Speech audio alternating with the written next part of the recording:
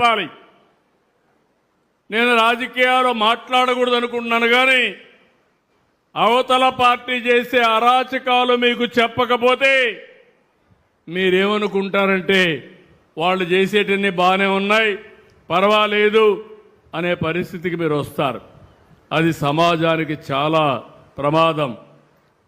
మీరు చూస్తే రాష్ట్రానికి పోయిన ఇమేజ్ మళ్ళా తీసుకొచ్చి ఆంధ్రప్రదేశ్ బ్రాండ్ని కాపాడుతున్నాం. వీళ్ళు చేసే పనుల వల్ల రాష్ట్రానికి మళ్ళీ బ్యాడ్ ఇమేజ్ వచ్చే పరిస్థితి వస్తూ ఉంది. మీరు ఒక్క విషయం నేను చెప్పాను, డిఎస్సి నేను మొదటి సంతకం పెట్టాను, ఎన్నికల ముందు చెప్పాను, ఒకే మాట చెప్పాను, 16,000 ఉద్యోగాలు, ₹1 అవినీతి లేకుండా మీకు రిక్రూట్ చేసే బాధ్యత నేను తీసుకుంటానన్నారో చాలా స్పష్టంగా హామీ ఇచ్చాను. అవునా కాదని అడుగుతున్నా. అయిన తర్వాత 300 పైన కేసులు వేశారు. ఉద్యోగాలు ఇవ్వడానికి వీలు లేదని, రిక్రూట్మెంట్ చేయడానికి వీలు లేదని అవన్నీ అధిగమించాం. సంవత్సరంలో డిఎస్సి పెట్టి ఇంటర్వ్యూలు పెట్టి అందరినీ పిలిపించి కుటుంబాలతో సహా 16,000 కుటుంబాలు పిలిపించి వాళ్లకు నియామక పత్రాలు అందజేశాం. 1 ఇయర్ అయింది, ఉద్యోగాలు చేస్తున్నారు, పిల్లలకు బాగా చదువు చెప్తున్నారు. నిన్న మొన్న వీళ్ళు వచ్చి మళ్ళా అవినీతి జరిగిందని పేపర్ లీక్ అయిన మాట్లాడే పరిస్థితికి వచ్చారు. ఇంతవరకు ఒక్కరు కూడా బయట వాళ్ళు చెప్పలేదు. ఎవరు రాజకీయం చేశారంటే గొడ్డలి పార్టీ రాజకీయం చేసే పరిస్థితికి వచ్చారు. ఆ విషయం మీరు గుర్తుపెట్టుకోవాలి. దీనిపైన కోర్టుకు వెళ్ళారు. కోర్టు మళ్ళా చీవాట్లు పెట్టింది, కొట్టేసింది. కానీ ఇప్పుడు కూడా ధర్నాలు చేస్తారు. ధర్నాలు చేసే వీళ్ళు చేసే పనులు మీరు చూస్తే ప్రజలకు ఇబ్బంది కలిగించాలని ప్రయత్నం చేస్తున్నారు. ఒక తరాన్ని నాశనం చేశారు. ఇంకొక పక్క ఇప్పుడు జంజీ అని మాట్లాడతారు. వీళ్ళు జంజీ కాదు, గొడ్డలి జే. జగన్మోహన్ రెడ్డి గొడ్డలి. నేను ఒకటే చెప్తున్నా, మీరు చేసే అరాచకాల్ని ఎట్టి పరిస్థితుల్లో ఉపేక్షించే సమస్య లేదు. ప్రజల బాగోగుల కోసం ఈ ప్రభుత్వం అవసరమైతే కఠిన చర్యలు కూడా తీసుకుంటారని మరొక్కసారి మీ అందరికీ హామీ ఇస్తున్నా. ఇది ఒక్కటే కాదు, గంజాయి బ్యాచ్, బ్లేడ్ బ్యాచ్, నేరాలు ఘోరాలు చేసే వ్యక్తులందరినీ ప్రోత్సహిస్తారు. మొన్న మీరు చూడండి, ఒక మాజీ మంత్రి, సమాజానికి హితం చెప్పవలసిన వ్యక్తి కొడుకు యాక్సిడెంట్ చేశాడు. చేస్తే ఏం చేయాలి? చనిపోయిన వ్యక్తిని హాస్పిటల్ తీసుకుపోవాలని లేదా అని మిమ్మల్ని అడుగుతున్నాను. బాధ్యత కలిగిన వ్యక్తి అయితే నేరుగా తన హాస్పిటల్కి తీసుకెళ్ళి ముందు ట్రీట్మెంట్ ఇప్పించి బతికిచ్చే అవకాశం ఉంటే బతికించాలి.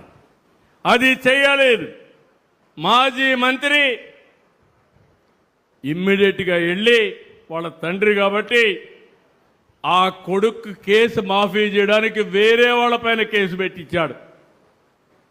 వేరే వాళ్ళపైన కేసు పెట్టి ఈ కేసు మాఫీ చేసుకున్నారు. ఇప్పుడు రాష్ట్రం అంతా సీసీటీవీ కెమెరాలు పెట్టాను.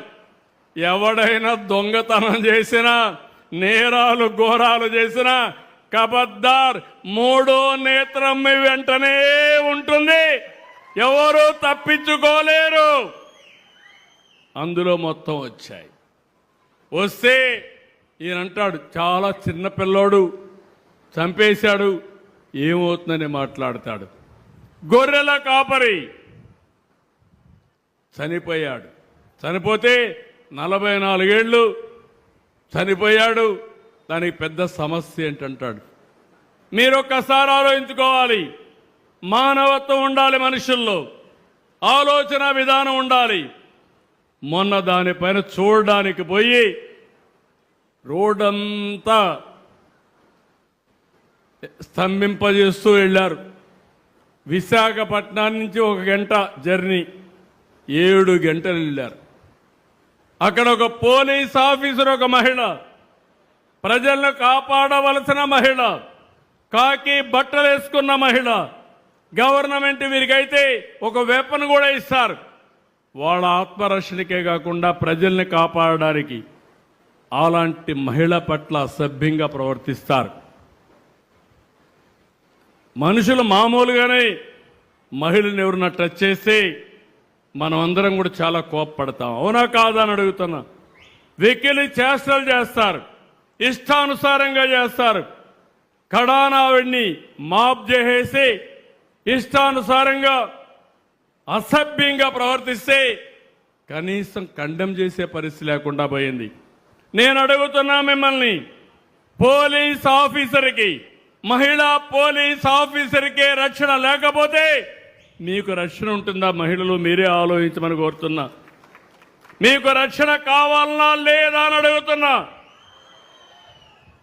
గంజాయి బ్యాచ్ కానీ రౌడీలు కానీ రెచ్చిపోతే మిమ్మల్ని కాపాడడానికి ఎవరుంటారని అడుగుతున్నా. అందుకే నేను ఒకటే చెప్పాను, ఇది కరెక్ట్ కాదని చాలా వరకు కండెమ్ చేశాం. ఈ 2-3 సంఘటనలు మీకు ఎందుకు చెప్తున్నానంటే ప్రజా చైతన్యం చాలా అవసరం. నిన్న పొగాకు రైతుల మీద ఎక్కడైతే వెస్ట్ గోదావరి జిల్లాకి వెళ్ళారు, ఏలూరు జిల్లాకి వెళ్ళారు. ఏలూరు జిల్లాకి వెళ్తే నాకైతే ఆశ్చర్యం. ఈరోజు మీ అందరికి అభిమానం ఉంది, వచ్చారు. ఇప్పుడు ఎన్నికలు పెడితే చీరాలలో మొన్నటి కంటే ఎక్కువ మెజారిటీ ఓట్లు ఇవ్వడానికి సిద్ధంగా ఉన్నారు. రాష్ట్రంలో కూడా ఈ పరిస్థితే. ఇలాంటి సమయంలో ఒక పర్యటన పెడతారు, పేరు పొగాకు రైతుల కోసం, చేసేది రౌడీజం. ఎక్కడికక్కడ రప్ప రప్ప అంటూ రోడ్డు మీదకి వస్తారు. వస్తే పర్వాలేదు, బ్రాందీ షాపుల్లో తాగిస్తారు. తాగిన వాడికి ఒళ్ళు పైన తెలియదు, బట్టలిప్పేసి రోడ్డు పైనే ఎగరతాడు. ఏంటి ఈ అరాచకం? ఒక రాజకీయ పార్టీ నాయకుడికి ఉండవలసిన లక్షణాలు ఉన్నాయని మిమ్మల్ని అడుగుతున్నా. ఇది న్యాయమాన మిమ్మల్ని అడుగుతున్నా. ఈ ప్రభుత్వం కానీ చర్యలు తీసుకోకపోతే ఎవరికి రక్షణ ఈ రాష్ట్రంలో ఉంటుందని అడుగుతున్నా. వచ్చిన బ్యాచ్ పోయి టొబాకో ప్లాట్ఫామ్ మీద టొబాకో మొత్తం దొక్కేస్తారు, పొగాకు మొత్తం దొక్కేస్తారు. రైతులు కుయ్యో మొర్రో అంటే పట్టించుకునే పరిస్థితి లేదు. తాగిన వాళ్ళు పోయి ఒక షాప్ మీద పడి ఒక హోటల్ని ధ్వంసం చేస్తారు.